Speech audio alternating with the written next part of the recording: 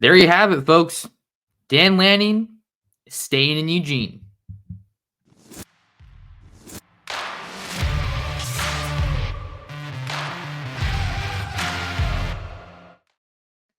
And we're back like we never left. Oregon fans, what's going on? How we living?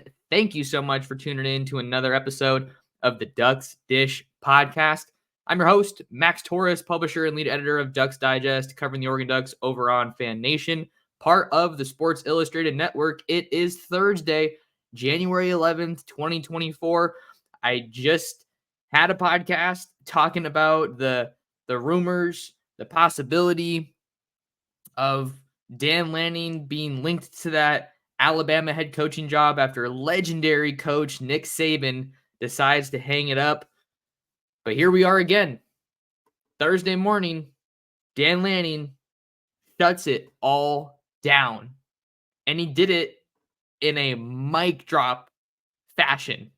I was thinking about showing you the video here on YouTube at Oregon Football Max Torres. Like and subscribe if you haven't already.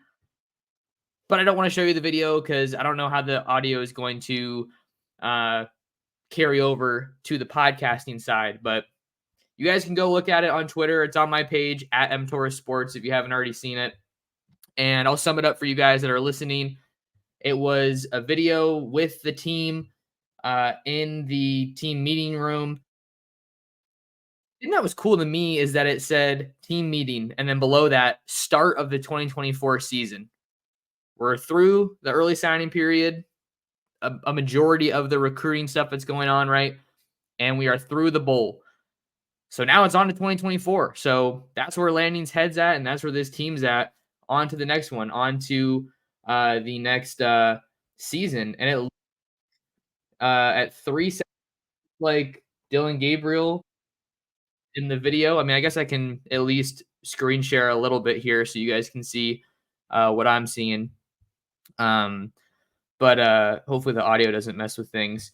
So you see Dylan Gabriel, I think, right there. But he has this video talking, using sound bites from his previous press conferences in November when Jimbo Fisher got fired at Texas A&M, and he was just reaffirming his commitment to Oregon for the long term. Goes on to include the grass is pretty damn green in Eugene quote that was just exploding at the time. But the big one that was really, firing people up was four small sentences. If I can back it up here to the right point in the video, but I don't know why Twitter's being weird for me, or X. I don't really want to call it that just yet. I'm too used to it at this point, but I'm gonna try to hit it with a refresh and see if I can keep this and not slow us down too much. Okay, here we go. Come on. Well, hopefully that'll load, but basically the quote was just a phenomenal job by Lanning using the platform to talk about recruiting and coming to Oregon. It was, if you're scared your coach is leaving, then come play for us. The Ducks aren't going anywhere, and I'm not leaving. So what a crazy, amazing, entertaining mic drop moment for Dan Lanning. It's almost been 3 hours since he posted that video, and it has already been viewed 6.8 million times. So Dan Lanning shining again with the spotlight on him. There were a lot of rumors that he was out in Tuscaloosa last night on Wednesday evening, but he went on the Pat McAfee show and talked about how he was watching a Jason Bourne movie with his son, and then his son said, "Dad, look, it says you're in Tuscaloosa," but he, in fact, looks like he was not in Tuscaloosa and was in Eugene. And he said, "Hey, man, put your phone on Do Not Disturb and watch the movie." So we still don't necessarily have, confirmed reports that Alabama offered the job, I guess. But I feel like if there was this many rumors, this much smoke around all of it, I mean, I feel like you can pretty confidently say that he was at least mentioned in the conversation for this job, right? We can at least say that. So what a tremendous win for this Oregon program to be able to hang on to Dan Lanning And what a sigh of relief for Duck fans from coast to coast. Dan Lanning is the Oregon coach, and he is in it for the long haul, which is something that I don't think Oregon fans have been able to say during my lifetime. Maybe when Chip Kelly was the head coach, that was kind of when I first started following the Ducks. That was back when I was in high school in the early 2010s.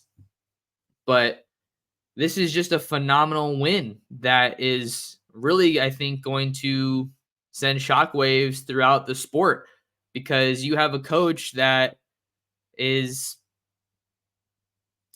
willing to, I just don't know how I feel about saying he turned down Bama concretely, because we don't know that for a fact, but that's kind of what it feels like, right? As we sit here on Thursday, late morning, early afternoon. And this is a move, being able to hang on to Dan Lanning amid an opening at the biggest spot in the sport. That is a move that screams stability, which is huge in college football. In the era of the transfer portal, and the era of name, image, and likeness, in just this crazy coaching carousel that we find ourselves going through year after year after year, Dan Lanning's going to be in Eugene until they tell him he's got to get out. And that has so much value when you look at how much the game is changing, all the craziness around the sport. That is so, so valuable.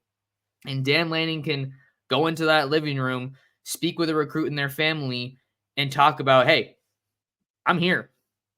I'm thinking about the Patrick Mahomes video where they have the Kermit the Frog voice over him.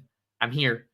But he can say, I'm here and I'm not going anywhere. So in an era of constant change and coaches coming and going, Oregon can sell stability, which is so, so valuable. And you see what he's already been able to do in his 2 short seasons at Oregon, a 22-5 overall record, leading the Ducks to victories in the Holiday Bowl. Not a huge bowl, but hey, still a bowl victory.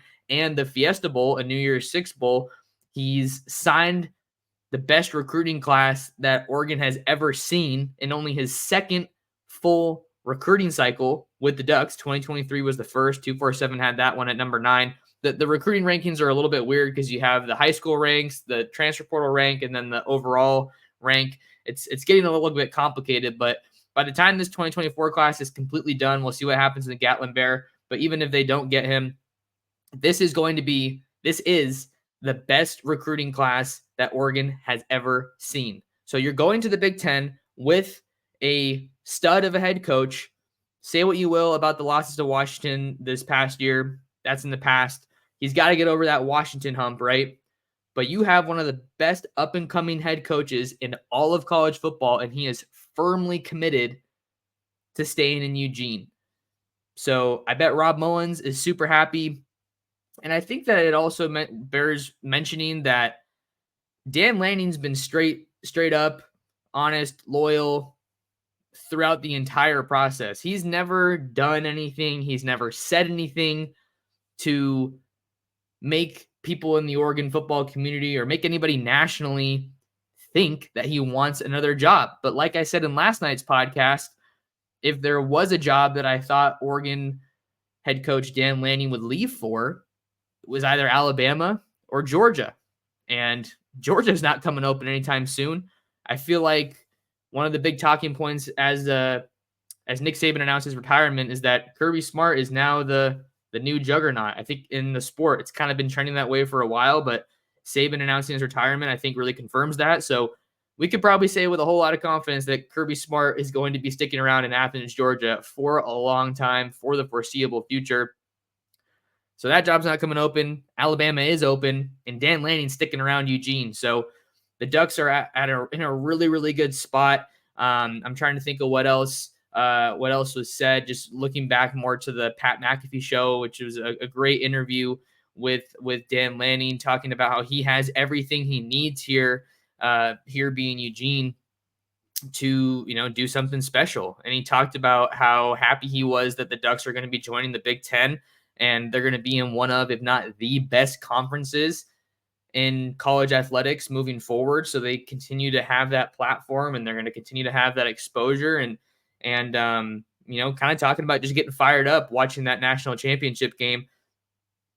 It was interesting for those of you that watched the national championship. I'm assuming if you're watching this, you watched the national championship to see Dan Lanning on that anchor desk, talking during halftime, talking during the pregame, and talking about how hard it was to defend Michael Penix. But there's something special brewing in Eugene. I think that's really the big takeaway from all of this is that Oregon is in a really, really good spot.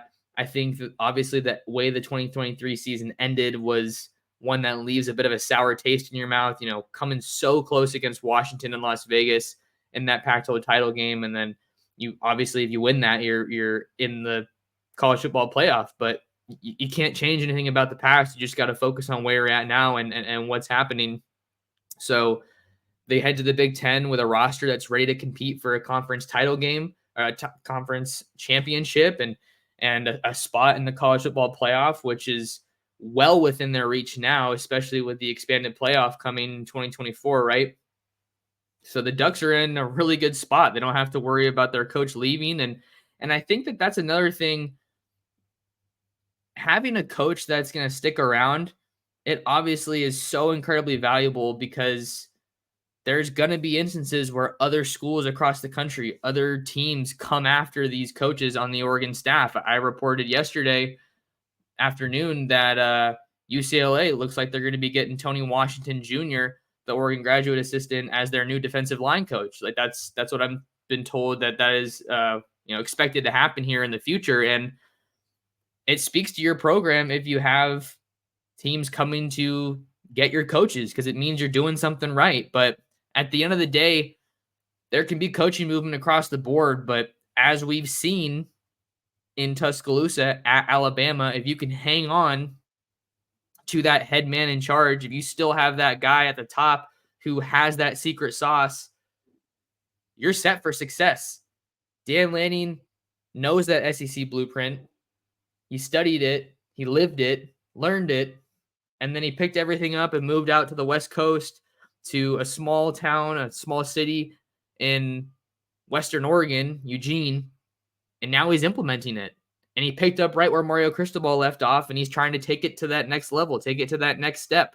And why do you think there should be reason that they can take that next step? Well, first of all, if you're looking at Oregon as a program, you have Dan Lanning at the helm. You have your coach locked in.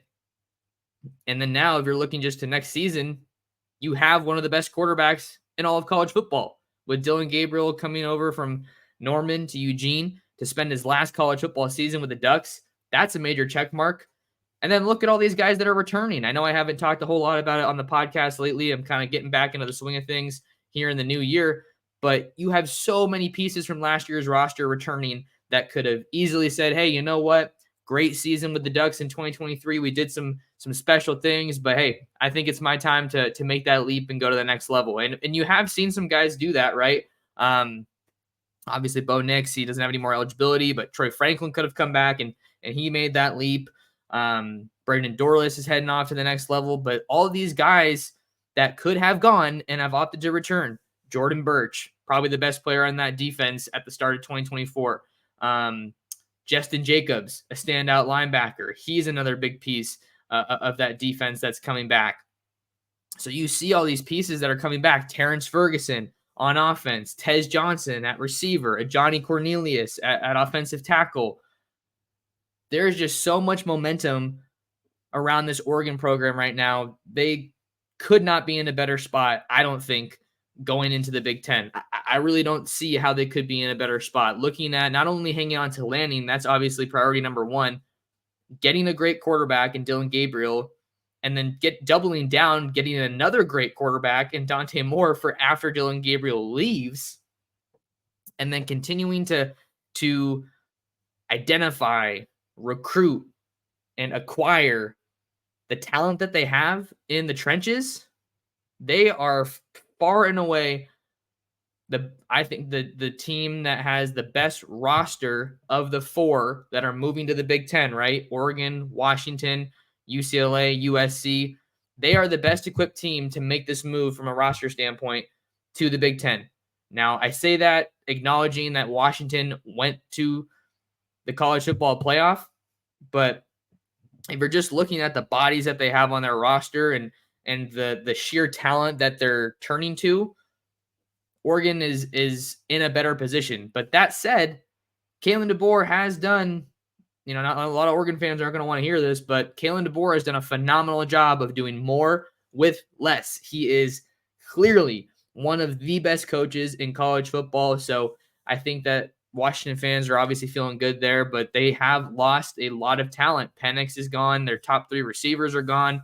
So we'll have to see what happens with the roster in Seattle. But let's get back to Oregon. I just wanted to mention them because that's going to be one of their big competitors for years to come now, right?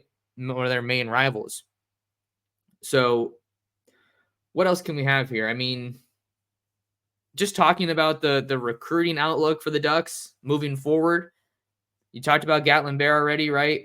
Now you have the 2025 class is now on the clock, and then you want to continue adding pieces in the transfer portal. I'm thinking safety could be a need, interior defensive line, maybe wide receiver if you still want to mess around there. But it was so funny. Lanning ended his hit on the Pat McAfee show by saying, "Recruit or die." And I couldn't have said it better myself. You're either sticking around and staying complacent with what you got, or you're hustling after more elite players that you can bring in. And he said as much himself. He said, I've told the players, after we recruit you, and once you get here, I'm paraphrasing a little bit here. We're looking for better. We're looking for better players. Competition is that secret, and that has continued to prove to be the not so secret sauce at any program you look at. We talked a little bit on yesterday's show about how the changing landscape of college football, has maybe played a role in Nick Saban's retirement. How it's harder for him to hang on to some of those players that before the transfer portal, you get those guys in and they're more or less locked in, right? But now you have schools coming from all across the country say, hey, you're not doing a whole lot at Bama. How about you come over here and be a starter? So competition is that secret sauce. Iron sharpens iron. You want those good on good reps. You want to have that solid 2 deep at every position. Does Oregon have that right now? I don't know. Got some questions to answer. We'll have a better feel for that once we come out of the spring game later on this year. But given the talent that this coaching staff has acquired in the 2023 classes and the 2024 classes through the transfer portal, that's another thing that Dan Lanning has going for him. Not just landing the guys from the transfer portal, but getting those guys that are going to have a role, guys that are going to come to Oregon and make an impact right away. And the examples are all over the place. Johnny Cornelius comes over from Rhode Island. Boom. There's your starting right tackle. Tez Johnson comes over from receiver. Boom. There's your starting slot receiver. Evan Williams, Fresno State. There's a guy that's constantly out there at safety. Kyrie Jackson at corner. Justin Jacobs at linebacker. The list goes on and on. Taki Taimani along the D line. So the way that they have approached and leveraged the transfer portal to fill in the holes that they have on this roster, while also realizing, hey, we can't only rely on the transfer portal. We still got to get the best guys from the high school ranks, and having the culture in place. Maybe that's a good note to kind of wind it down on. Having the culture in place to be able to attract and land top players from the high school ranks and the transfer portal, massive. That's a healthy program. That's one that's positioned for long-term success. And I said as much when we were coming out of the Adidas All-American Bowl this past weekend, right? I don't know if you guys saw my little tweet with Kamar Matudi or listened to my interview with him. He's an Adidas All-American linebacker that the Ducks signed in the 24 class out of Los Alamitos, California. That interview is also on my YouTube channel at Oregon Football Max Torres if you haven't listened to it. But he was talking about how Jeffrey Boss is coming back, another big-time returner for the Ducks from last year's defense and all Pac-12 linebacker selection. He was talking about the value in being able to learn under a guy like that, being able to I don't know if I'd say sacrifice playing time, but he obviously understands that with a guy like that coming back, that the path to playing time is going to be a little bit more crowded. But to be able to have guys that they're not coming to Oregon with the assumption that they're going to be sitting necessarily, but just realizing and understanding, hey, you guys show it on the field. I think back to previous interview with Alex Mirabal, former Oregon line coach now at Miami, just talking about I think it was when Panay Sewell was playing as much as he was essentially a full-time starter at left tackle as a true freshman. And just the question was kind of around, hey, you don't see that too often. Like, that's kind of crazy. But Mirabal said he put it on the film. If there's a young guy that's putting it on the film and doing it repeatedly at practice, day after day, week after week, going out there in games, you're going to see the playing field. And we've seen that this past year. Blake Purchase, Mateo Uyunglele, Tatum Tuioti, all those guys played a tremendous amount of football. Iapani Laulaulu on the offense as well, right? So the culture is super healthy in Eugene, and this is exactly where you want to be if you're this Oregon football program. So this was obviously a tremendous win on Thursday for Dan Lanning and company, for the Oregon football community, for the fans, for the program at large. And we're going to have to see what's next, because Dan Lanning said the 2025s are on the clock. We're going to continue to see visitors rolling in throughout the week and the weekends, more so the weekends, right? Because the school year is obviously in session. Now that people are back from the holiday break, 7-on-7 tournaments are going to be going on. I'm going to hopefully get out some of those. So it should definitely be real fun and plenty to follow. So important that you guys lock in with me on Twitter and Instagram at Torres Sports. Subscribe to my YouTube channel at Oregon Football. Max Torres recently passed 3,000 subs. Now we're headed for 4K, and I want to get there. And your guys' support makes it happen. You can read all of my written work over on ducksdigest.com. And then you guys know what to do. Do me a favor and share the Ducks Dish podcast with your friends, with your family, and with other Duck fans. That'll do it for me on today's episode. Appreciate you guys so much for taking some time out of your day to talk some ball with me, talk some Dan Lanning. Dan Lanning, the Danimal, isn't going anywhere. Dan Lanning sticking around Eugene, and we'll see you guys on the next episode of the Ducks Dish podcast.